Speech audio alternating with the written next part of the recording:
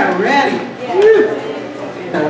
Anyway, these are just two of the top dogs in town. They just, Chris is the first guy to sign Craig Wiseman, first guy to sign Lee Laird, and that's just a tiny little tip of the iceberg. Rusty was getting people signed to major labels before he graduated Belmont, and now has just, I don't know, how many Grammy winners do you have in your roster? Only 2. Oh God, sorry, okay. He was the best mistake I ever made. I felt like this is one of those examples of you knew the whole movie in your head of the song, but as a listener, I was missing some of the details. One of the things that I always encourage writers to do is to show me how you feel, don't tell me how you feel. That usually requires a lot of images and stuff, and as Rusty said, you have some really great things in here image-wise. But I think at the end of the day, all of those details have to point to the point of the song. What's the takeaway? If it rained tequila, my life would be a wreck. On the outside looking in, if it rained tequila, his life would be pretty cool.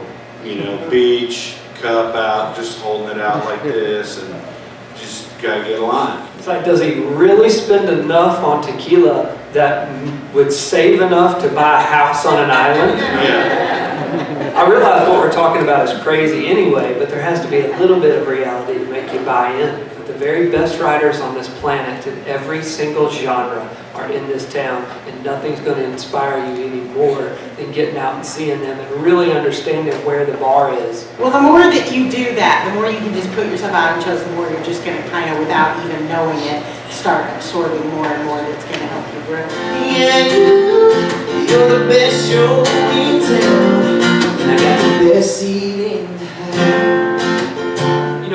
To me, your intention of this song is to say to this girl that you're the prettiest girl in the room. And I always, no matter where we are, I have the best seat in the house because you're the prettiest girl in the room.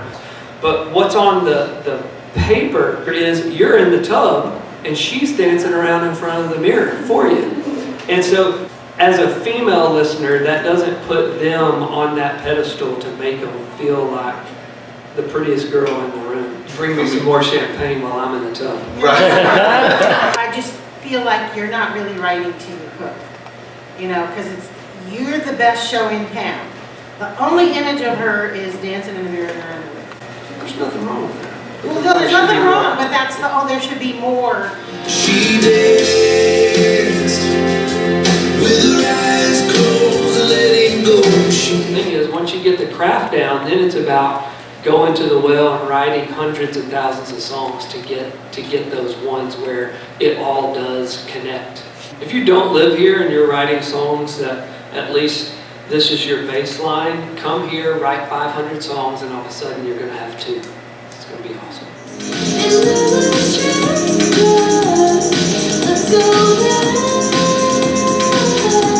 In all songs, what all of you are trying to do, and what we're trying to beg our writers to do every day is capture real, true life emotion and set it to music. I would almost want to hear you write from your life, not write an imitation of what you hear on the radio.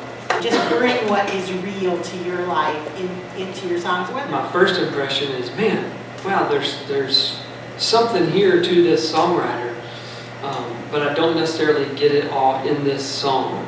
As a publisher, I'm not always listening for a song. I'm listening for a songwriter. There's a genuineness to you as a songwriter, so that's what you want to follow through on. And man, you just need to go write 100 songs. When people hear this, what's the takeaway? And it usually boils down to one or two things. It's just not that complicated. Right. And so you have to make sure everything points to that.